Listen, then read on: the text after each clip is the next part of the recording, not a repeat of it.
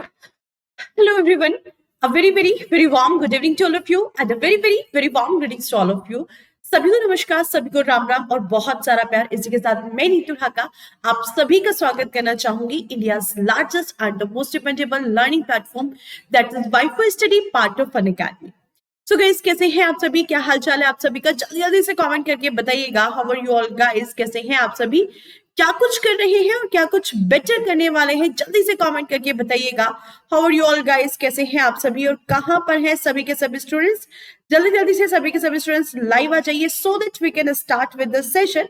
हम लोग शुरुआत करेंगे आज के सेशन की। चलिएगा, बिमला शाहू आ चुके हैं। हाय धना, क्या बात है, बहुत सही। Good morning my love. अरे क्या बात है, देखो आते ही चलेगा। एमडी अतलफ हमारे साथ कनेक्ट हो चुके हैं। वेरी गुड मॉर्निंग सरकार, वेरी गुड मॉर्निंग। अरे भाई, ये सुबह 7 बजे से हमारा वेट कर रही है, क्या बात है। सो चलिएगा भाई, सबसे पहले तो आप सभी को नमस्कार और बहुत सारा प्यार। और इसी के साथ शुरुआत करेंगे आज के बेहतरीन से सेशन की और एक बेहतरीन से अंदाज में, जहां पर हम लोग डिस्कस कर रहे होंगे कुछ क्वेश्चंस जो कि होंगे आपके जनरल साइंस बेस्ड। कुछ बेहतरीन से क्वेश्चंस का कलेक्शन होगा जहां पर डिस्कस करेंगे बड़े ही मजेदार अंदाज में। तो जल्दी से वीडियो को एक बारी से शेयर कर दीजिएगा। फटाफट से वीडियो के लिंक को एक बारी से शेयर आप लोगों को करना है और लिंक को शेयर करने के साथ साथ ही हम लोग सेशन की कहानी को आगे की तरफ बढ़ा देंगे। चलिए भाई, जल्दी जल्दी से सभी के सभी स्टूडेंट्स लाइव आ जाइए। फटाफट से आ जाओ भाई, कहाँ है सभी के सभी बच्चे, so that we can start with the session. इसी के साथ फिर हम लोग आज के सेशन की शुरुआत करेंगे। चलिए भाई, ओके सबसे पहले जितने भी स्टूडेंट्स लाइव हैं आप सभी के लिए दीज आर माय क्रेडेंशियल्स। आप जा सकते हैं, देख सकते हैं प्रोफाइल पे जाकर के। और सबसे इंपॉर्टेंट पॉइंट, अगर आप में से अभी तक किसी भी स्टूडेंट ने अनअकैडमी प्लस को फॉलो नहीं किया है तो फटाफट से जाइएगा और जाकर के अनअकैडमी लर्नर्स ऐप को फॉलो कर लेना है। अब बात यह है कि मैम फॉलो तो कर लेंगे, बट फॉलो करना क्यों है, आप हमें ये बताइए। तो फॉलो करना है इसलिए क्योंकि अनअकैडमी प्लस पर आपको बहुत कुछ प्लस मिलता है। डेली लाइव क्लासेस फ्री, आपको वीकली टेस्ट मिलते हैं, अनलिमिटेड एक्सेस मिलता है आपको हर एक क्लास, इवन हर एक सब्जेक्ट के लिए, and well structured well planned course आपको मिलते हैं। स्टडी प्लानर के बेसिस पे आप काम करने वाले हैं। आप टीचर के डायरेक्ट कॉन्टेक्ट में आ जाते हैं अंडर द पर्सनल गाइडेंस। तो बहुत सारी चीजें आपको जो है अनअकैडमी प्लस पर मिलती है। तो फटाफट से जाओ और अनअकैडमी प्लस को अभी के अभी अपने मोबाइल फोन में इंस्टॉल करिएगा। और अगर आप प्लस पे हमारे साथ कनेक्ट होना चाहते हैं, जहां पर हमारे पेड कोर्सेज होते हैं, बिल्कुल टारगेटेड कोर्सेज चलते हैं जिनके लिए आपकी अलग अलग सब्सक्रिप्शन प्लान्स हैं। जैसे 24 मंथ का अगर आप सब्सक्रिप्शन प्लान लेना चाहते हैं, ठीक है भाई, तो आपकी जो यहाँ पर फी है वो है 7800। और इसमें भी अगर आप कैपिटल में एनडी लाइव रेफरल कोड लगाती हैं तो आपको मिलता है 10% का इंस्टेंट रिडक्शन, 10% का इंस्टेंट डिस्काउंट मिलता है, जो कि आपके महीने में 325 रुपए से भी कम पड़ते हैं। अगर पार्टी करने चले जाते हो ना यार, एक टाइम का खाना नहीं आता 325 रुपए में, एक पिज्जा नहीं आता है कि नहीं। 12 मंथ का जो सब्सक्रिप्शन प्लान है 6500, ये आपको थोड़ा सा कॉस्टली पड़ जाता है कंपैरेटिवली। अगर हम 24 मंथ की बात करते हैं तो इसमें भी आपको 10% का डिस्काउंट मिलेगा, बट कब मिलेगा, तब आप एनडी लाइव कोड को अप्लाई करोगे। Getting my point? चलेगा। अब इसी के साथ साथ this is my profile on Unacademy, जहां पर 1 मिलियन व्यूज आपके ऑलरेडी कंप्लीट हो चुके हैं। तो फटाफट से जाइएगा, फॉलो कर लीजिएगा। डेली बेसिस पर जो क्लासेस चलती है उन क्लासेस को आप लोगों को रेगुलरली लेना है। और इसी के साथ हम लोग शुरुआत करेंगे आज के बेहतरीन से सेशन की और एक बेहतरीन से अंदाज में। सो आज के सेशन का जो सबसे पहला क्वेश्चन है, the very first question is on your screen. आज के सेशन का सबसे पहला क्वेश्चन आप लोगों के स्क्रीन पर है। फटाफट से क्वेश्चन का आंसर करिएगा। What will be the right answer of question number 1? अगर हम क्वेश्चन नंबर 1 की बात करते हैं, चलिए भाई जल्दी से क्वेश्चन 1 का आंसर करिएगा। What will be the right answer of question number 1? चलिए भाई,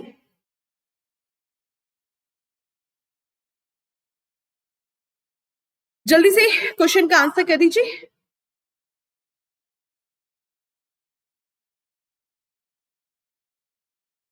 क्वेश्चन नंबर 1 जो है आप लोगों के स्क्रीन पर है। फटाफट से आप लोग क्वेश्चन का आंसर करने वाले हैं और इसी के साथ हम लोग शुरुआत करेंगे आज के बेहतरीन से सेशन की और एक बेहतरीन से अंदाज में। सबसे पहला क्वेश्चन जो है आज के सेशन का वो आप लोगों के स्क्रीन पर है। कौन आंसर करने वाला है सबसे फास्ट? जल्दी से आंसर करिएगा। What will be the right answer of question number 1? Which part of the body that never rest, आपको बताना है हमारे शरीर का कौन सा एक ऐसा अंग है जो कभी भी रेस्ट नहीं करता, जो कभी आराम नहीं करता है, जो कभी विश्राम नहीं करता है कि नहीं? अगर इस ऑर्गन ने, अगर इस पार्ट ने रेस्ट कर लिया, इस पार्ट ने आराम कर लिया, तो भाई समझो जीवन पे फुल स्टॉप लग जाएगा, जीवन हमारा आराम में पहुंच जाएगा, विराम में पहुंच जाएगा।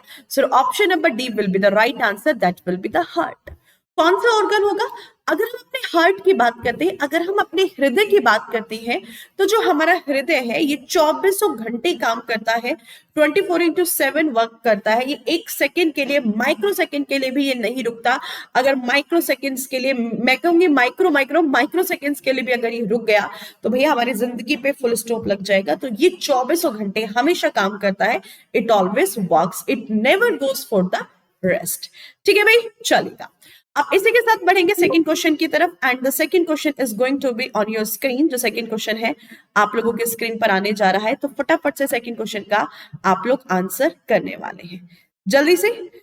बात करेंगे हम लोग आज के सेकंड क्वेश्चन की, जो कि बहुत ही बेहतरीन क्वेश्चन आप लोगों के स्क्रीन पर आने जा रहा है, और जल्दी से क्वेश्चन का आंसर करिएगा।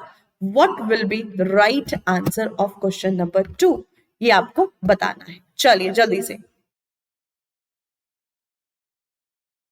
फटाफट क्वेश्चन नंबर 2 का आंसर करिएगा। What will be the right answer of question number 2?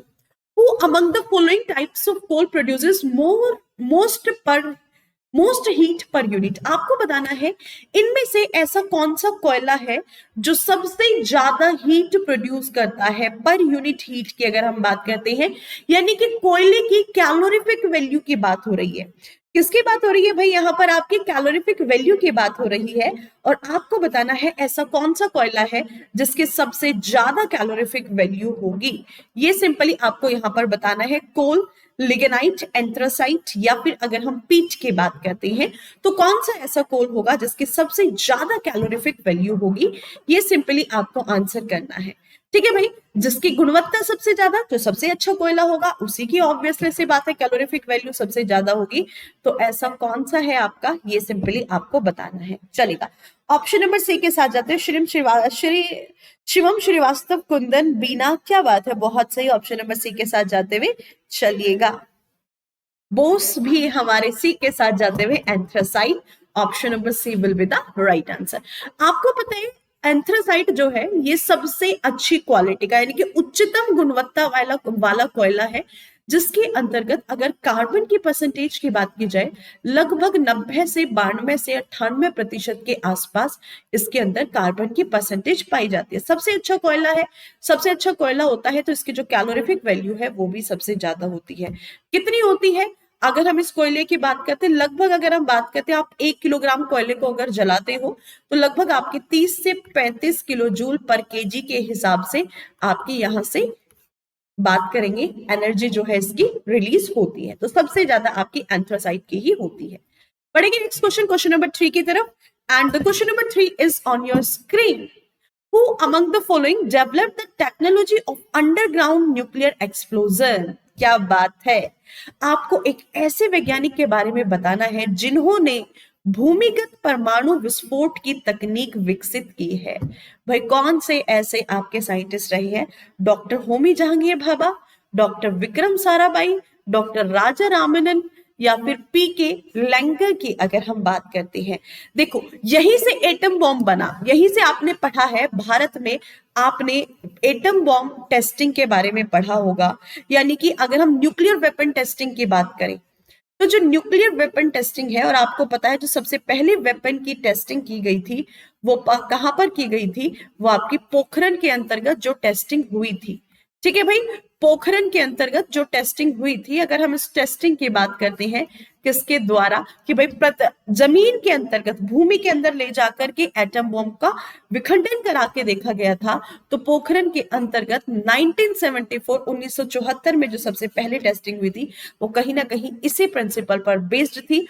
ये प्रिंसिपल किसके द्वारा दिया गया है ये आपको बताना है। चलिए भाई कौन बताएगा?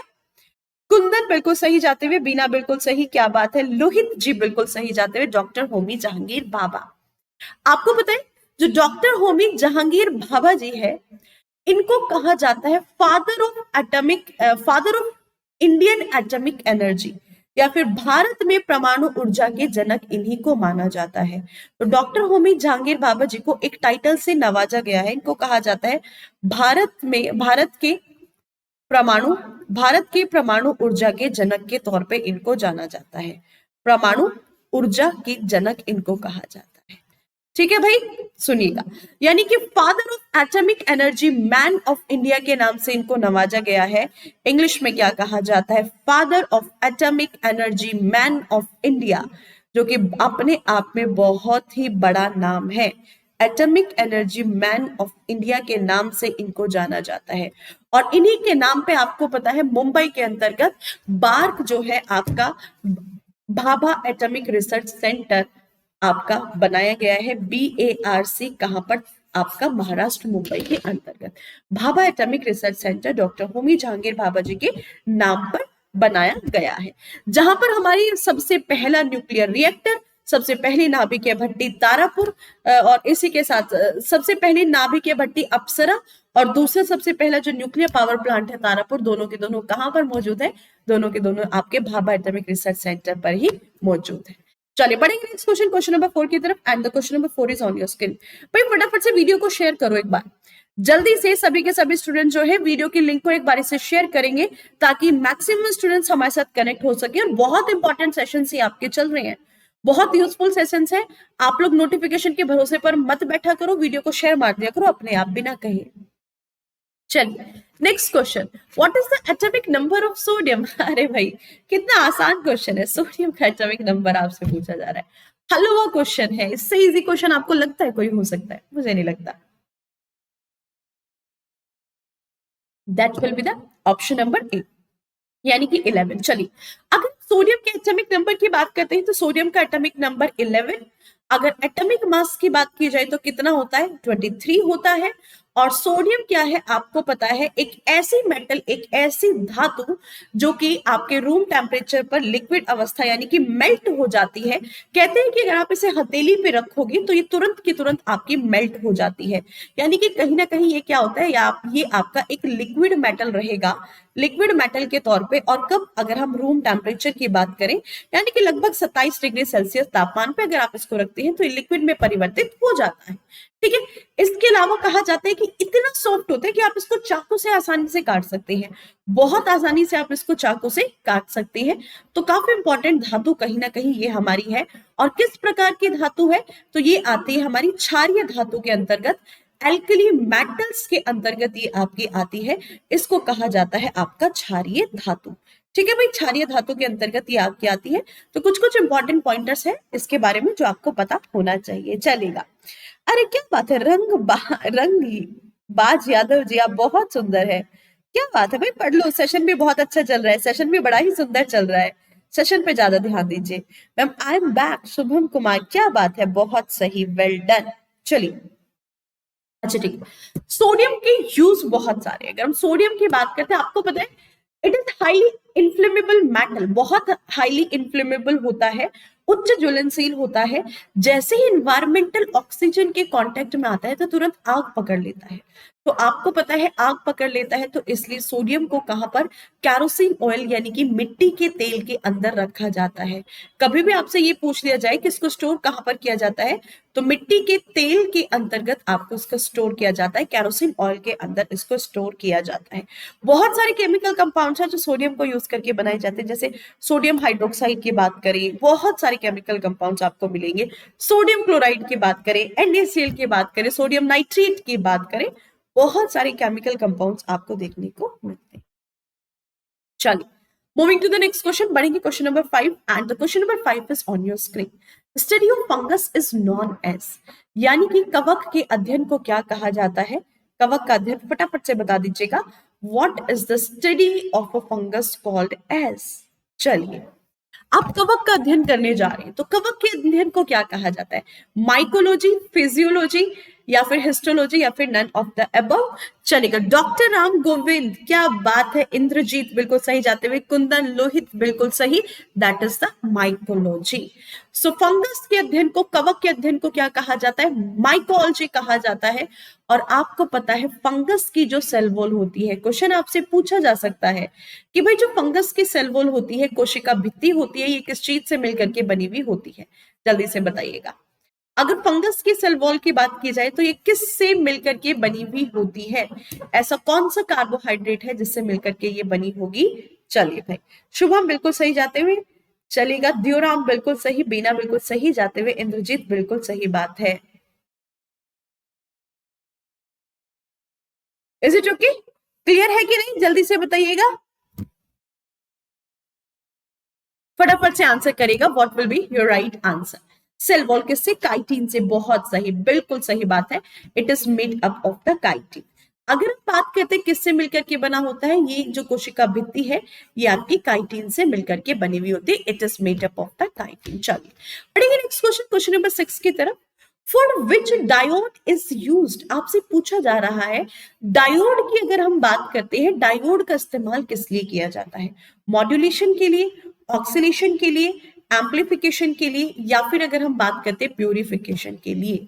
So for which diode is used, अगर हम डायोड की बात करते हैं तो डायोड का इस्तेमाल किस लिए किया जाता है? मॉड्यूलेशन, ऑक्सीडेशन, एम्पलीफिकेशन, या फिर अगर हम प्यूरिफिकेशन की बात करते हैं तो क्या काम होता है बेसिकली डायोड का?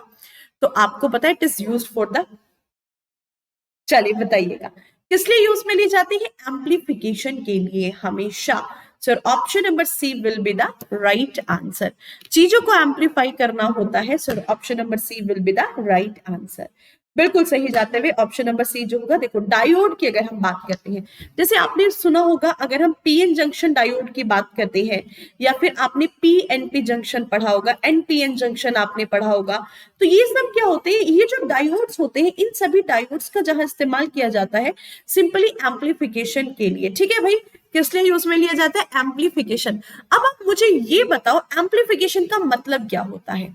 यानी कि करंट को ज्यादा या फिर कम करने के लिए, करंट को एम्पलीफाई करने के लिए यूज में ली जाती है।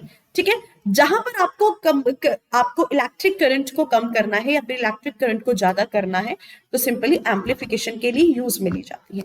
जितने भी इलेक्ट्रिक गैजेट्स होते हैं सभी के सभी इलेक्ट्रिक गैजेट्स के अंतर्गत ऑलमोस्ट डायोड्स जो है आपकी यूज में ली जाती है for the supply of current, और करंट के एम्पलीफिकेशन के लिए कहां पर ज्यादा देना है, कहां पर कम करना है। ठीक है, option number C will be the right answer. चलो बढ़ेंगे next question. Which of the following is not a polymer? आपको बताना है इनमें से कौन सा एक पॉलीमर नहीं है। चलिए भाई, विच of the following is not a polymer, इनमें से कौन सा एक पॉलीमर नहीं है? बड़ा ही अच्छा क्वेश्चन है, जल्दी से क्वेश्चन का आंसर करिएगा। What will be the right answer of question number 7?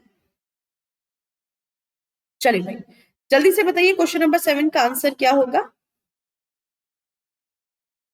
चलिए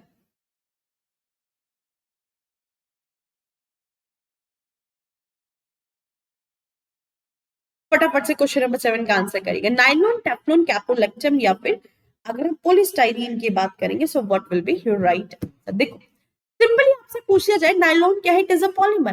टेफ्लॉन क्या है, एक पॉलीमर है। अब अगर हम बात करते हैं कैप्रोलैक्टम क्या होती है, caprolactam is not a polymer, it is a monomer unit. ये क्या होती है?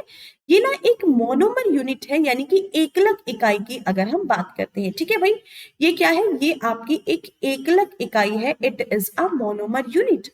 और वही अगर हम पॉलीस्टाइरीन की बात करते हैं, वापस से ये क्या है? It is also a polymer. ये क्या है? ये भी एक पॉलीमर है। So option number C will be the right answer, that will be the caprolactam. ठीक है, तो ऑप्शन नंबर सी जो होगा आपका बिल्कुल सही आंसर यहाँ पर होगा। कैप्रोलैक्टम मिलकर के क्या बनाता है? बहुत सारी कैप्रोलैक्टम की यूनिट मिलती हैं और ये मिलकर के नायलॉन 6 का निर्माण करती है। They form the nylon 6। Nylon 6 की फॉर्मेशन करेगी और option number C will be the right answer. Getting my point? चलिए बढ़ेंगे नेक्स्ट क्वेश्चन, क्वेश्चन नंबर 8 की तरफ। Methane gas producing field is, चलिए ये आपको बताना है। अगर हम मीथेन गैस की बात करें तो मीथेन गैस का प्रोडक्शन कहां से, कौन सा खेत ऐसे होंगे, कौन सा क्षेत्र ऐसा होगा जहां पर सबसे ज्यादा मीथेन गैस का प्रोडक्शन होता है? व्हीट फील्ड होता है, कि पैडी फील्ड होता है, कॉटन फील्ड होता है, या फिर अगर हम ग्राउंड नट फील्ड की बात करें जहां से आपको को मूंगफली देखने को मिलती है, जहां पे मूंगफली को बोया जाए, तो किस खेत के अंतर्गत सबसे अधिक मात्रा में आपको यहाँ पर गैस देखने को मिलेगी? ये सिंपली आपको बताना है, मीथेन गैस। ठीक है भाई, मीथेन गैस के बारे में आपको बताना है, तो जल्दी से आंसर करेगा। What will be the right answer? फटाफट से आंसर कर दीजिएगा।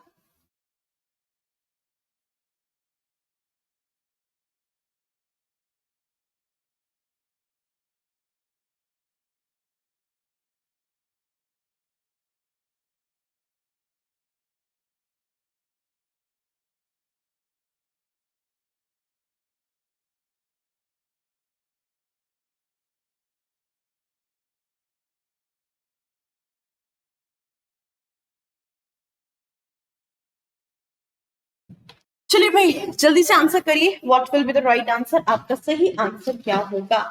चलिए, सो what will be right answer? बिल्कुल सही जाते हुए अगर धान की खेत की बात करें, आपको पता है आज का जो समय है धान की खेती का है, यानी कि धान की जो फसल है वो उसकी कटाई की जा रही है, धान की फसल की कटाई चल रही है। तो धान के खेतों से सबसे ज्यादा मीथेन गैस आपकी निकलती है। So what will be your right answer? आपका सही आंसर होगा option number B, that will be the paddy field. तो धान के खेतों से सबसे ज्यादा मीथेन गैस निकलते हैं। और अब देखो, आपको पता है जैसे धान की फसलों की कटाई होती है वैसे वैसे क्या होता है, थोड़ा सा जो पॉल्यूशन है वो आपका बढ़ता चला जाता है। और अगर पॉल्यूशन बढ़ता चला जाएगा तो किस कारण से? वो आपका मीथेन गैस के कारण बढ़ता हुआ चला जाता है। ठीक है, इवन अगर हम पेडी फील्ड की बात करते हैं, यहां से सिर्फ मीथेन गैस नहीं रिलीज होती, यहां से आपकी सल्फर डाइऑक्साइड गैस भी रिलीज होती है, यहां से आपकी नाइट्रोजन डाइऑक्साइड गैस भी रिलीज होती है।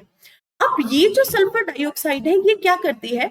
सल्फर डाइऑक्साइड की वजह से ना सांस में दिक्कत आने लगती है, तो भाई सांस घुटने लगता है। तो यहां से आपके रेस्पिरेटरी डिसऑर्डर्स जो होते हैं वो हमारे शरीर के अंतर्गत घर करने लगती हैं। और नाइट्रोजन डाइऑक्साइड की अगर बात करते हैं, तो नाइट्रोजन डाइऑक्साइड के कारण क्या होता है? नाइट्रोजन डाइऑक्साइड के कारण हमारी आंखों में जलन पैदा होने लगती है, यानी कि आई इरिटेशन की अगर हम बात करते हैं, आंखों में जलन पैदा होने लगती है।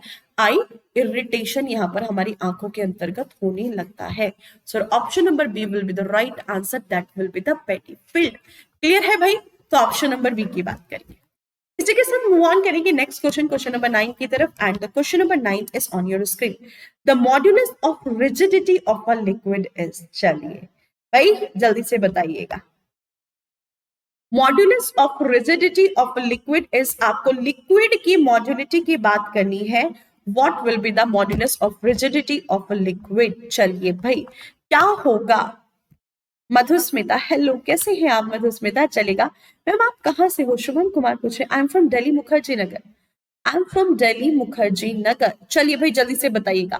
Modulus of rigidity of a liquid is, किसी लिक्विड की मॉड्यूलिटी की अगर हम बात करते हैं, यहाँ पर मॉड्यूलस ऑफ रिजिडिटी आपसे पूछा जा रहा है, वो 0 होता है। क्यों? देखो, मॉड्यूलस ऑफ रिजिडिटी, कठोरता आपसे पूछी जा रही है, तो कठोरता तो होती ही नहीं भाई, बड़ा बड़ा ही सॉफ्ट होता है कि नहीं? सॉफ्ट होता है तो कठोरता कैसी होगी? आपकी 0 होगी। अगर सॉफ्ट होता है तो आप किसी भी शेप में उसको मॉड्यूल कर सकती हैं। अगर आपने उसको पानी के ग्लास में लिया तो पानी के ग्लास का शेप लिया, आपने बाउल में ले लिया तो बाउल का शेप ले लिया, पानी को बॉटल में डाला, बॉटल की शेप ले ली, यानी कि मॉड्यूल कर सकते हो आप उसको बहुत आसानी से, क्योंकि उसके अंदर जो रिजिडिटी है that is 0। Is it okay? Clear है? चलिए बढ़ेंगे, बहुत सही।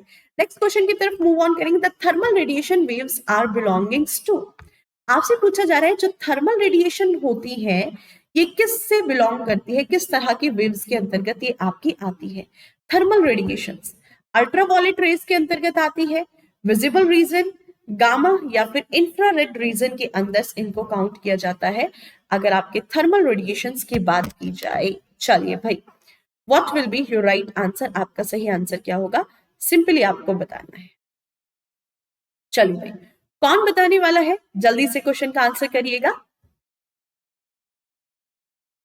चलो भाई, गिव द आंसर।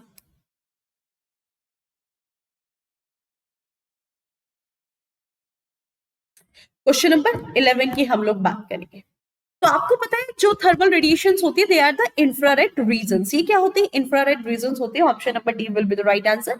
शुभम बिल्कुल सही जाते हुए, यानी कि सिंपली अगर बात की जाती है तो थर्मल रेडिएशंस होती है ये आपकी इंफ्रारेड रीजन के अंदर आती है, जिनको आप देख नहीं सकते ना, जिनको आप नेक्ड आई से नहीं देख पा सकते हैं, जिनके बारे में आप सुन नहीं पा सकते हैं, है कि नहीं? तो ऐसी वेव्स को आपका रखा जाता है इंफ्रारेड के अंतर्गत, जिनको आप खुली आंखों से नहीं देख पाते हैं। नेक्स्ट क्वेश्चन चलिए, group displacement law was given by. अगर हम ग्रुप डिस्प्लेसमेंट लॉ की बात करते हैं तो जो ग्रुप डिस्प्लेसमेंट लॉ है ये किसके द्वारा दिया गया है? बैक्यूरेल, रदरफोर्ड, मैंडलीव या फिर सोडी एंड फजान की अगर हम बात करते हैं, चलिए जल्दी से बताइएगा। ग्रुप डिस्प्लेसमेंट लॉ की बात हो रही है, किसके द्वारा दिया गया? बहुत easy question, very very very easy question. जैसे डबल डिस्प्लेसमेंट रिएक्शन होता है या फिर ग्रुप्स में डिस्प्लेसमेंट चल रहे हैं कि ट्रिपल डिस्प्लेसमेंट हो गया। एक छोटा सा एग्जांपल, यानी कि मान लीजिए आपने किसी एसिड को बेस के साथ मिक्स किया, आपने क्या किया? NaCl को आपने लिया, और सॉरी HCl को आपने लिया और किसके साथ? NaOH के साथ मिक्स कर दिया। आपने सिंपली क्या लिया? आपने लिया भाई HCl की अगर हम बात करते हैं तो यहां पर लिया गया HCl और इसको किसके साथ? NaOH के साथ मिक्स कर दिया। तो यहां पर किसकी फॉर्मेशन हुई? आपके NaCl प्लस आपका वाटर जो है बाहर निकल गया। यानी कि क्या होगा? डिस्प्लेसमेंट रिएक्शन, यानी कि ग्रुप डिस्प्लेसमेंट चल रहा है, डबल डिस्प्लेसमेंट चल रहा है, और ये किसके द्वारा दिया गया है? सोडी एंड फजान के द्वारा दिया गया है। फिर option number D will be the right answer. Group displacement law जो है it is given by the Soddy and Fajans. तो ये दोनों के दोनों महान व्यक्तित्व आते हैं आपके ग्रुप डिस्प्लेसमेंट लॉ के लिए जो जानी जाती है। चलो बढ़ेंगे नेक्स्ट क्वेश्चन, क्वेश्चन नंबर 13 की तरफ, and the question number 13 is on your screen. अगर हम क्वेश्चन नंबर 13 की बात करते हैं, that is on your screen. The mixture of carbon monoxide and hydrogen is called as. अगर आप कार्बन मोनोऑक्साइड और हाइड्रोजन को मिक्स कर देते हैं तो इस मिक्सचर को क्या कहा जाता है? ये आपको बताना है। Natural gas, producer gas, water gas या फिर नन ऑफ द अबव। क्या किया? कार्बन डाइऑक्साइड को हाइड्रोजन के साथ मिक्स कर दिया, तो क्या कहोगे आप? चलिए बता दीजिएगा। वेरी नाइस मधुस्मिता, बहुत से, very good afternoon. Rana Pal ji, very very good afternoon. Preeti Chaubey C के साथ जाते हुए, that is the water gas. Option number C will be the right answer. बढ़ेंगे नेक्स्ट क्वेश्चन, क्वेश्चन नंबर 14 की तरफ। Light year is a unit of. अगर हम light year की बात करें, प्रकाश वर्ष की अगर बात की जाती है, तो जो प्रकाश वर्ष है ये किसकी इकाई है? Light year is a unit of. प्रकाश वर्ष जो है ये किसकी इकाई है?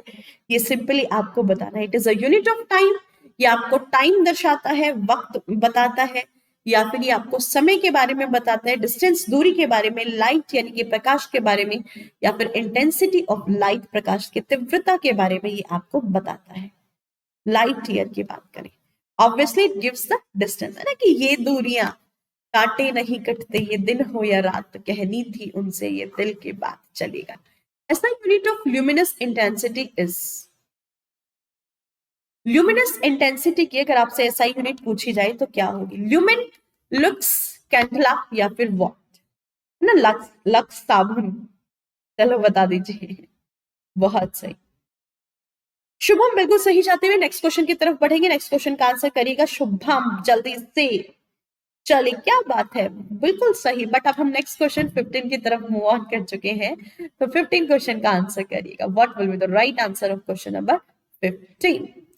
SI unit of luminous intensity is. Luminous intensity की एसआई यूनिट आपसे पूछी जा रही है, so that is the candela. ये क्या होती है भाई? कैंडला में मेजर किया जाता है। Option number C will be the right answer. Candela is the unit which measures the luminous intensity. ठीक है भाई, किस में आपका? कैंडला में की जाएगी, है कि नहीं? जल्दी से आंसर करिएगा, what will be your right answer. So आपका सही आंसर होगा यहाँ पर कैंडला, नॉट ए। अच्छा ऐसे कुछ भी मारोगे, कुछ भी, ल्यूमिन होता क्या है? बायोलॉजी की टर्म है, नॉट ऑफ फिजिक्स। ठीक है, आ जाओ। चलिए, study of fruit is called as. बड़ा ही अच्छा question. Study of fruit is called as, चलिए बताइएगा।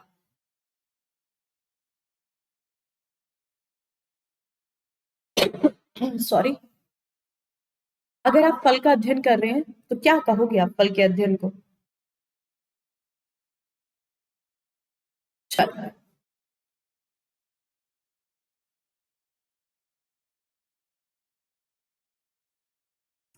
पोमोलॉजी, क्या बात है, बहुत सही। और क्वेश्चन नंबर 16 का option number D will be the right answer. चलिए, लोहित बहुत सही, राणा, चंदन बिल्कुल सही जाते हुए, मधुस्मिता बिल्कुल सही जाते हुए। एंथोलॉजी, अरे क्या बात कर दी। चलो आ जाओ, सबसे पहले स्पर्मोलॉजी की बात करें तो आप किसके बारे में पढ़ रहे होंगे, आप स्पर्म की अगर स्टडी कर रहे हैं, ठीक है। एंथोलॉजी की अगर हम बात करते हैं, एंथोलॉजी का मतलब क्या है, एंथोलॉजी में आप किसकी स्टडी करोगे और पैडोलॉजी में आप किसकी स्टडी कर रहे होंगे, ये बता दो भाई। चलो, अगर आपसे पूछ लिया जाए एंथोलॉजी, तो एंथोलॉजी में आप क्या पढ़ रहे हो। सिंपली अगर आपसे क्वेश्चन पूछा जाए तो what do you mean by anthology. Anthology का सीधा सा मतलब होता है कि आप क्या पढ़ रहे हैं, आप पोयम लिखी हुई किताबें पढ़ रहे हैं, फिलोसफर हैं आप, फिलोसफी को पढ़ने का शौक आपको बहुत ज्यादा है, तो एंथोलॉजी किसे कहा जाता है। सिंपली अगर हम बात करते हैं, एंथोलॉजी का मतलब होता है किसी चीज का संकलन करना, कंपाइल करना किसी चीज को, ठीक है, चीजों को आप जोड़ना सीख रहे हैं, है कि नहीं, वही होता है आपका एंथोलॉजी, ठीक है। चलो, आप किसी चीज को एक्सप्लेन करें तो कहते हैं ना गद्दावली जैसे कहा जाता है, आपकी जो हिंदी में पहले आप लिखा करते तो वो होता है। और पैडोलॉजी की अगर हम बात करें तो पैडोलॉजी आपको पता ही है, पैडोलॉजी किसे कहा जाता है, ये भी आप बता दीजिए फटाफट से, किसके स्टडी को आप लोग पैडोलॉजी कहते हैं। चलिए, यानी कि किस तरीके से आपको चीजों को सिखाया जाए, फूलों का, ठीक है, नहीं फूलों का अध्ययन होता है आपका, नहीं नहीं नहीं नहीं, नहीं भाई, पैडोलॉजी का मतलब होता है पढ़ाने का तरीका, किस तरीके से पढ़ाया जाए, तो एक तरीके से शिक्षण शास्त्र की अगर हम बात करें। Next question, question number 17 is on your screen. चलिए भाई, sleeping sickness is caused by, चलिए आपको बताना है जो स्लीपिंग सिकनेस बीमारी है, नींद न आने की बीमारी किसके कारण होती है, ट्राइकोमोनस, ट्राइपोनोसोमा, या फिर अगर हम बात करते हैं लिशमेनिया, या फिर प्लाज्मोडियम की अगर हम बात करें। क्वेश्चन नंबर 17 का आंसर क्या होगा। चलिए, क्या हुआ प्रीति, किसको इतनी तेज घूर रहे हो ना, इतने प्यारी प्यारी आंखों से घूर रहे हो। चलो, स्लीपिंग सिकनेस जो है हमारे शरीर के अंदर किसके कारण से घर करती है, ये आपको बताना है। So that is due to the trypanosoma, trypanosoma के कारण अगर हम बात करते हैं तो जो ट्रिप्नोसोमा है यही क्या करता है, यही स्लीपिंग सिकनेस यानी कि नींद ना आने जैसी बीमारी को हमारे शरीर के अंतर्गत घर करता है कि नहीं। तो अगर आपको नींद नहीं आ रही है तो जरूरी नहीं है कि आप किसी के प्यार में पागल हैं, है ना। नींद आने के और भी कुछ रीजन हो सकते हैं, हो सकता है कि भाई आप पढ़ रहे हो, आप मेहनत कर रहे हो, है कि नहीं, आप दिन रात मेहनत कर रहे हो, या फिर हो सकता है कि आपको स्लीपिंग सिकनेस जैसी बीमारी हो गई हो, नींद ना आने की बीमारी हो गई है, तो कुछ भी रीजन हो सकता है, जरूरी नहीं है आपके आप प्यार में होंगे। तो ये किसके कारण होता है भाई, ये होता है ट्रिप्नोसोमा के कारण। दिस इज द पैथोजन, ये क्या है भाई, ये है आपका पैथोजन, ठीक है, यानी कि इसको कहा जाता है आपका कारक। अब अगर आपसे इसका वाहक पूछ लिया जाए, यानी कि फैलाता कौन है, अगर आपसे इसका वाहक पूछ लिया जाता है, कौन एक वेक्टर की अगर हम बात करते हैं, एक पर्सन से दूसरे पर्सन में कौन पहुंचाने का काम करता है, चलिए जल्दी से बताइएगा। मधुस्मिता वेरी नाइस, चलाओ ना नैनो से बान रे, है ना, बहुत सही, क्या बात है, बहुत खूब। चलिए, चंदन पांडे बिल्कुल सही जाते हुए। अब आप लोग वेक्टर के बारे में बताओगे, आप लोग वाहक के बारे में बताओगे। ये जो बीमारी है किसके द्वारा फैलाई जाती है, अगर आपसे वाहक पूछ लिया जाए तो भाई वाहक कौन होगा, सिंपली आपको बताना है। चलो भाई, ठीक है, जल्दी से वाहक बताइए भाई, वाहक कौन है। चलिए,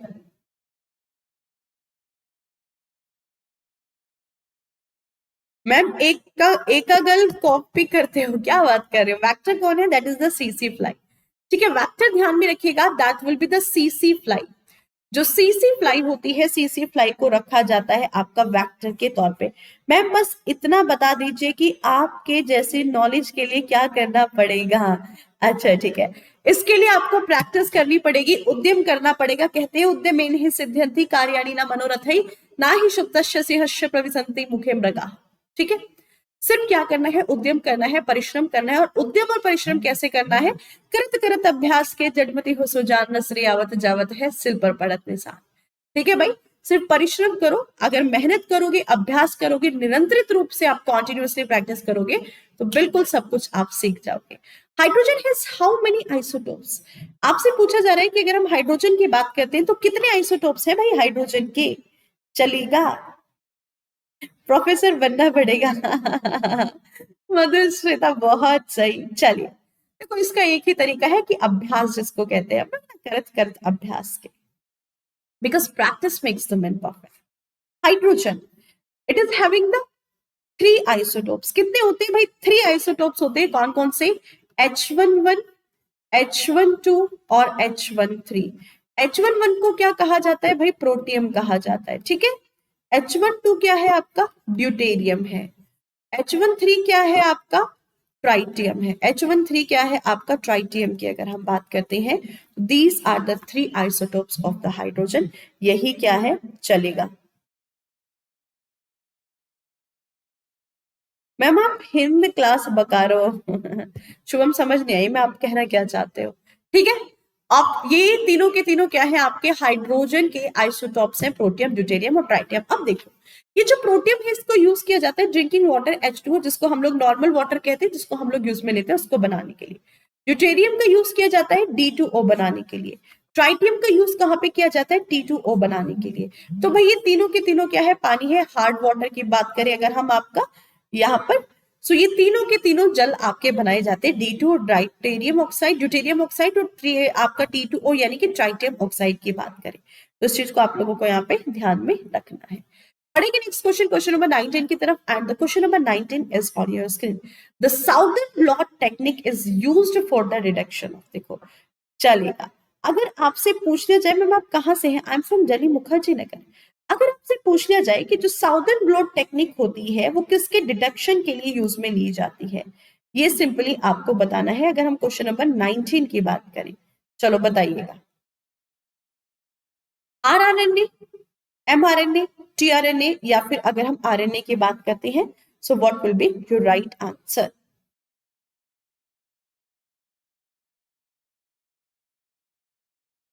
चलिए बताइएगा। अगर हम RNA, mRNA, tRNA या फिर rRNA की बात करें तो इनमें से कौन सा ऐसा RNA होगा जो कि आपका साउदर्न ब्लॉटिंग टेक्निक के अंतर्गत पाया जाता है? चलिए, आरमेनी RRNA। Option number A will be the right answer, that will be the RRNA, ठीक है। अब RRNA की फुल फॉर्म क्या है? देखो, RMT हमने पढ़ा, टी को क्या कहते हैं? आपका मैसेंजर RNA। इसको क्या कहा जाता है? ये एक मैसेंजर का काम करता है। tRNA क्या करता है? ट्रांसफर RNA इसको कहा जाता है, ट्रांसफर का काम करता है। जो rRNA होता है, rRNA को क्या कहा जाता है? ये सिंपली आपको बताना है। अगर हम rRNA की बात करें, चलिए जल्दी से बताइएगा, rRNA को किस नाम से जाना जाता है? चलिए ये सिंपली आपको बताना है। चलो जल्दी बताइए, what is the full form of RRNA? कौन बताने वाला है? राइबोसोम्स RNA है कि नहीं? चलो जल्दी से बताइएगा, RRNA की फुल फॉर्म क्या होती है? जल्दी कौन बताने वाला है? चंदन पांडे क्या है? जल्दी से बताइए, RRNA की फुल फॉर्म क्या है? राइबोसोमल है कि नहीं? चलेगा।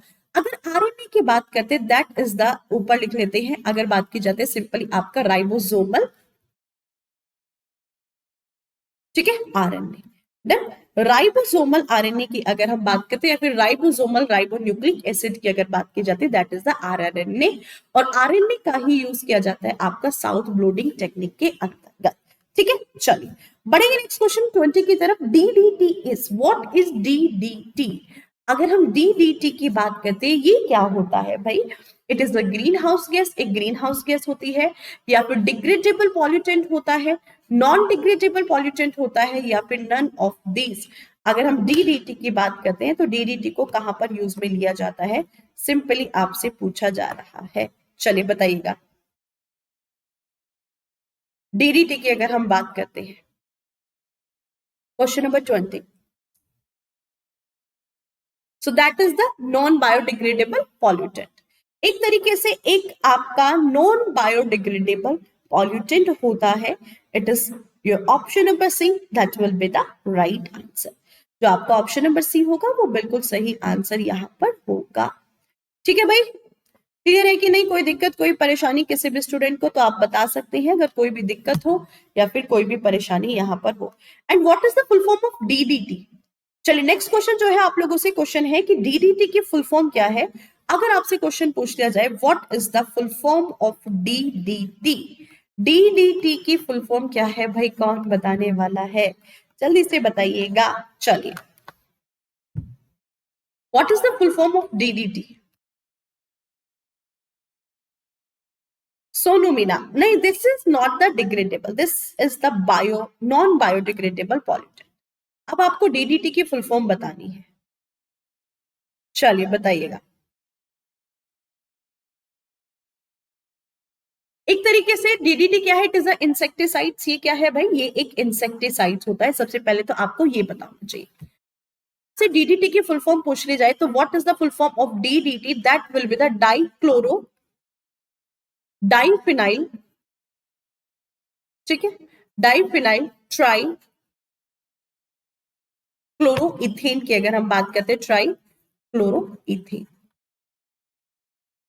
ठीक है। डाइक्लोरो डाइफिनाइल ट्राई क्लोरोइथेन की अगर हम बात करते हैं, this is the full form of DDT. And what is this? This is a insecticide. ये क्या है भाई? ये एक इंसेक्टिसाइड आपका होता है। Is it okay? So what will be your right answer? Option number C will be the right answer. इसी के साथ बढ़ेंगे क्वेश्चन नंबर 21 की तरफ and the question number 21 is on your screen. चलिए जल्दी से बताइएगा। Pollutant produced from vehicles which causes the mental disease is. आपको ऐसे पॉल्यूटेंट के बारे में बताना है, pollutant produces from vehicles which causes mental diseases.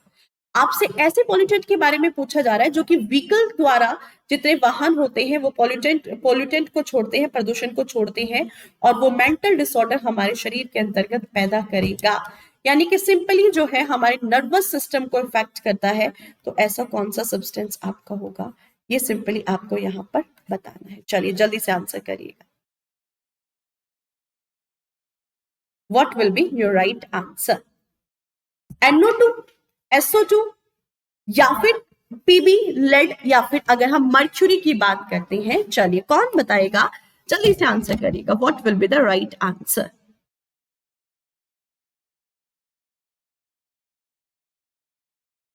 चलिए जल्दी जल्दी से क्वेश्चन का आंसर कर दीजिए। Option number C that will be the PB, obviously. Rana Pal बिल्कुल सही जाते हुए, ओके, मधुस्मिता बिल्कुल सही जाते हुए, दैट विद द पीबी ये होगा आपका लेड की अगर हम बात करते हैं, दैट इज द लेड और दैट इज द पीबी। ये क्या करता है? ये सीधा हमारे सेंट्रल नर्वस सिस्टम वाले पार्ट पर इफेक्ट करता है, और जैसे ये सीएनएस पर इफेक्ट करता है, तो अगर हम अब बात करें हमारी ब्रेन पर, ठीक है, हमारे नर्वस सिस्टम पर इफेक्ट करता है, जिसके कारण से होता क्या है? मेंटल डिसऑर्डर्स हमारे शरीर में घर करने लगते हैं। चलिए भाई बढ़ेंगे नेक्स्ट क्वेश्चन, क्वेश्चन नंबर 22 की तरफ and the question number 22 that is on your screen. चलो, द न्यूक्लिक एसिड अकर इन। आपसे न्यूक्लिक एसिड पूछा जा रहा है कि भाई जो न्यूक्लिक एसिड है वो किसके अंदर पाया जाता है? ये सिर्फ और सिर्फ आपको वायरस के अंदर, बैक्टीरिया, मैमल्स, या फिर ऑल फ्रॉम द लाइफ, जीवन के जितने भी रूप होते हैं सभी के सभी फॉर्म्स के अंतर्गत पाया जाता है।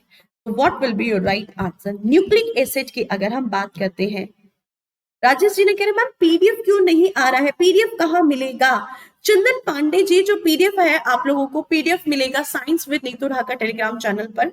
आप science with Neetu Dhaka Telegram channel पे जाइएगा, जहां पर आपको क्लास की पीडीएफ मिल जाएगी। क्लास के तुरंत बाद पीडीएफ आपको वहां पर अवेलेबल होगी। Science with Neetu Dhaka Telegram channel पे आप जाओगे और वहां पे आपको पीडीएफ अवेलेबल होगी। ठीक है भाई, चलिएगा, done. So what will be the right answer of question number 22? सो जल्दी से कौन आंसर करेगा? डी के साथ जाते हैं। शुभम, मधुस्मिता, राजेश, क्या बात है, प्रीति चौबे, बहुत सही, बिल्कुल सही जाते हुए चलिएगा, बहुत सही।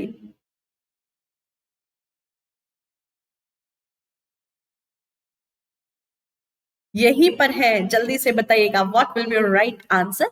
सो न्यूक्लिक एसिड सभी के सभी फॉर्म के अंतर्गत पाया जाता है। देखो सबसे पहले अगर हम बात करें आपका, जितने भी, चाहे अगर हम वायरस की बात करें, चाहे हम लोग बैक्टीरिया की बात करें, या फिर अगर हम बात करते हैं जितने भी जीव हैं हमारे आसपास जो एनिमल्स है, या फिर अगर हम बात करते हैं प्लांट्स की बात करें, सबके अंतर्गत आपको क्या देखने को मिलेगा? सबके अंतर्गत आपको न्यूक्लिक एसिड जो है देखने को मिलता है, न्यूक्लिक अम्ल जो है आपको देखने को मिलता है।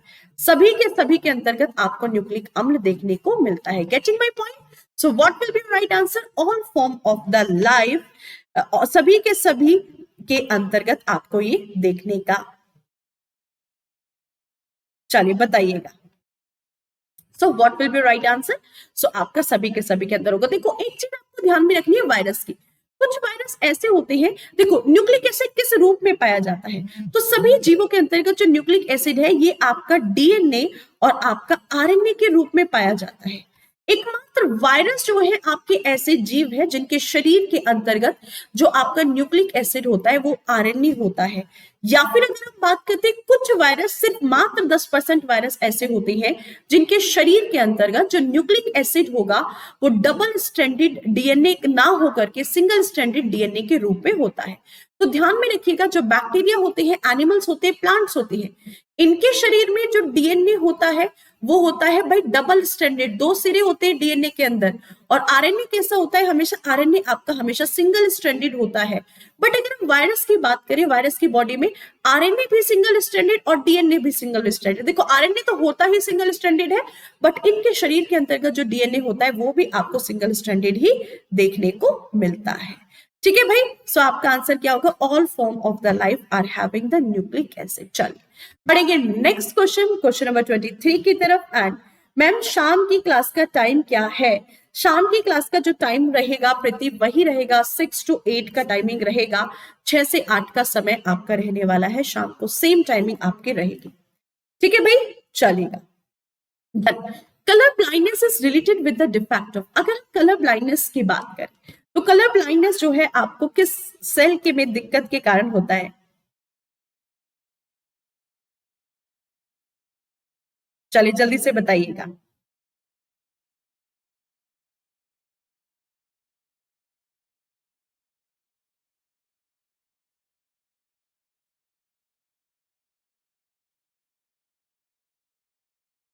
चलिए जल्दी से बताइएगा। What will be your right answer? बहुत सही, क्या बात कर दी, क्या बात कर दी। सो आपका आंसर क्या होगा? अच्छा ठीक है राना पाल, आप ग्रुप में जुड़ जाइएगा। ग्रुप है आपका science with Neetu Dhaka. Science with Neetu Dhaka search करो, वहां पे आप लोग ज्वाइन हो सकते हैं, अपने आप लोग ज्वाइन हो सकते हैं। आई मसल्स की अगर बात करें, ऑप्शन नंबर रोड सेल या फिर कॉन्सल। देखो अगर हम अपने आईज की बात करते हैं तो हमारी आंखों के अंतर्गत ना कुछ सेल्स पाई जाती है। जो सेल्स होती है 2 प्रकार की होती है। सबसे पहली होती है, एक तो होती है आपकी रॉड सेल और एक होती है आपकी कोन सेल। आपको पता है जो कोन सेल्स होती है ये रिस्पॉन्सिबल होती है कलर के लिए। अगर आप कलर को डिस्टिंग्विश कर पा रहे हैं, यानी कि आप लाल, नीला, पीला, हरा, काले रंग को अगर डिस्टिंग्विश कर पा रही है तो वो सिर्फ और सिर्फ कोन सेल के कारण होता है। तो जो हमारी कोन सेल होती है they are responsible for the colour. But अगर हम रोड सेल्स की बात करें, जो रोड सेल्स होती है ये कैसी होती है? ये सिंपली हमें black and white colour show करती है, सिर्फ काला और सफेद रंग हमें दिखाई देता है रोड सेल से। ब्लैक एंड व्हाइट कलर को ये हमें शो करेगी, और जो कोन सेल्स होती है वो हमें कलर शो करती है। ठीक है भाई, तो आंखों में रंग के लिए कौन रिस्पॉन्सिबल होगी? आपकी कोन सेल। और आंखों में ब्लैक एंड व्हाइट के लिए कौन रिस्पॉन्सिबल होती है? आपकी रोड सेल्स। यानी कि देखो कहते हैं कि जो उल्लू होता है उनको ना कलर दिखाई नहीं देता। आप पता है कभी आप गली से निकल जाना तो गली का कुत्ता जो है आपको देख करके भौंकता है, ठीक है, वो भौंकता जरूर है, तब आप उसको ना अजीब से दिखाई देते हैं ना, भूत की तरह आपको दिखाई देते हो। बट जो डॉग होते हैं बॉडी के अंदर भी आपकी जो ब्लैक एंड व्हाइट सेल्स होती है वो यानी कि रोड सेल्स एक्टिव होती है, उनकी बॉडी के अंदर कौन सेल डीएक्टिव होती है। तो उनको आप कोई भी कलर पहन लो, दिखता तो ब्लैक एंड व्हाइट है, बट आपका जो हाव भाव होता है वो कुछ वो पहचान लेती है। तो ध्यान में रखिएगा, जो जानवर होते हैं मैक्सिमम जानवरों के अंदर, जैसे बिल्ली की बात करें, कुत्ते की बात करें, चमगादड़ की बात करें, उल्लू की बात करें, इन सभी के अंदर रॉड सेल जो है आपकी एक्टिव होती है। यही सबसे बड़ा रीजन होता है। आपने देखा होगा जो डॉग्स होते हैं वो रात के समय ज्यादा एक्टिव होते हैं, है कि नहीं? आप गली से निकल के बाइक लेकर के निकल जाओ, चार कुत्ते आपके पैर ना पकड़े रात को तो बता दे रहा है कि नहीं? और थोड़ा सा स्पीड पे लेकर के निकलिएगा। क्यों? क्योंकि रात के समय उनको ज्यादा दिखाई देता है, दिन के समय उनको उतना दिखाई नहीं देता है। सो आपका आंसर क्या होगा? कलर ब्लाइंडनेस आपका ये कौन सेल के अंदर अगर डिफेक्ट हो गया है। So option number B will be the right answer. चलेगा, ठीक है भाई, बहुत सही। बढ़ेंगे next question, question number 24। RNA contains, अगर आरएनए की बात करते हैं, आरएनए के अंदर कौन सी शर्करा पाई जाती है? हेक्सोस, राइबोस, फ्रक्टोस या फिर ग्लूकोस? चलिए बताइएगा। मैम थ्योरी कब से पढ़ाएंगे? प्रीति वेरी सुन। अच्छा, तुलसी प्रसाद कह रहे, तुलसी प्रसाद कंप्लीट साइंस की अगर हम बात करते हैं, complete science, EVS, animal husbandry, ये वाला कंप्लीट आपका पार्ट है ना। साइंस का जितना भी आपका कंप्लीट पार्ट है, साइंस एंड टेक की अगर हम बात करते हैं, वो कंप्लीट पार्ट आपका डन। चलिए बताइएगा, आरएनए कॉन्टेन्स, अगर हम आरएनए की बात करते हैं चंदन वो ना हाव भाव, पता है लड़कियां तो रेड कलर को पहन लेती है ना, उनको वो अपने आप में फील करते हैं कि भाई हम बड़े सुंदर दिख रहे हैं कि नहीं। तो तब लड़कियां ऐसा फील करते हैं ना अपने आप में कि भाई बड़े हम सुंदर दिख रहे हैं, तो वो जो चाल ढाल होती है ना वो अपने आप बदल जाती है। तो कुत्ते ना दूर से पहचान लेते भाई कुछ ना कुछ गड़बड़ है। कि डेली तो भाई ऐसे नहीं चलती थी, डेली तो नॉर्मल चलती थी, आज तो बड़ी स्टाइल में पैर रखे जा रहे हैं, है कि नहीं? तो कुत्ते ना दूर से देखते ही समझ जाते हैं डॉग कि भाई कुछ ना कुछ गड़बड़ है। वो रेड कलर नहीं देख पाते बट वो गड़बड़ को समझ जाते हैं कि भाई कोई ना कोई दिक्कत तो आज है, कहीं की तो आज प्लानिंग है। चलिए देखो, आरएनए की अगर हम बात करते हैं, अगर हम आरएनए की बात करें या फिर अगर हम डीएनए की बात करें, दोनों के अंदर ही आपको किस तरह की शुगर पाई जाती है? Both are having the pentose sugar, ठीक है, यानी कि ऐसे शुगर जिसके अंतर्गत कार्बन के 5 मॉलिक्यूल हो, C5H10O5 की अगर हम बात करते हैं, ठीक है। अब ये जो शुगर होती है कौन सी है आपकी? This is the ribose sugar. तो आरएनए हो या फिर डीएनए हो, दोनों के अंदर ही आपकी राइबोस शुगर जो है वो देखने को मिलती है, ठीक है भाई। दोनों के अंदर आपको सिंपली क्या मिलती है? दोनों के अंदर आपको राइबोस शुगर देखने को मिलती है। So option number B will be the right answer. मैं फोन वाइब्रेशन की साउंड आ रही है, मतलब उसमें तब भूल जाओ साउंड को भूल जाओ आप। एक्चुअली में ना वो व्हाट्सएप का जो व्हाट्सएप लॉगिन है इसमें, व्हाट्सएप वेब पे, तो उस पे तब मैसेज आते हैं तो वो आप लोगों के पास पहुंच रही होगी। चलो question number 25। Outer coating of a capsule is made up of, चलिए बताना है। जो कैप्सूल्स होते हैं, आपने कैप्सूल्स देखे होंगे, आउटर कोटिंग ना प्लास्टिक की होती है ना। कुछ कैप्सूल्स ऐसे होते हैं जिसको बीच में से तोड़ा और जो अंदर पाउडर होता है उसको निकाल। तो ये जो आउटर कोटिंग होती है कैप्सूल्स की, वो किस चीज से बनाई जाती है? आपके पेट में जाता है, अपने आप घुल जाता है, अपने आप क्या होता है? मेल्ट हो जाता है, अपने आप पिघल जाता है। रीजन क्या होता है, किसके कारण से ऐसा होता है, ये आपको बताना है। चलिए, प्रोटीन की कोटिंग होती है, कैल्शियम कार्बोनेट की, सेलुलोज की, या फिर स्टार्च की अगर हम बात करें। गौरव पांडे सेल्यूलोज के साथ जाते हुए किसकी होती है? 25 के डी के साथ बजरंगी यादव जी, क्या बात है, हमारी यादव सरकार, क्या बात है, बहुत खूब। ऑप्शन नंबर सी के साथ जाते हुए मधुस्मिता, बिल्कुल गलत जाते हुए। चलिए बजरंगी जी हमारे बिल्कुल सही जाते हुए, स्टार्च की कोटिंग होती है। कैप्सूल के ऊपर जो आपको प्लास्टिक प्लास्टिक का दिखाई देता है ना, रंग बिरंगा हो या फिर ट्रांसपेरेंट हो, इसके अंदर स्टार्च की कोटिंग होती है। It is completely made up of the starch, ये स्टार्च से मिलकर के बना हुआ होता है। हमारे स्टमक में जाता है और जाने के बाद हमारी बॉडी के अंदर वो धीरे धीरे पिघलना शुरू हो जाता है। उस स्टार्च को जो हमारा HCl होता है, जो हमारे गास्ट्रिक जूसेस होते हैं, वो उसको पिघला देते हैं। सो option number D will be the right answer. चलिए, गेटिंग माय पॉइंट भाई। तो ये थे आज के सेशन के 25 क्वेश्चंस, ठीक है। आज के सेशन के ये थे 25 क्वेश्चंस।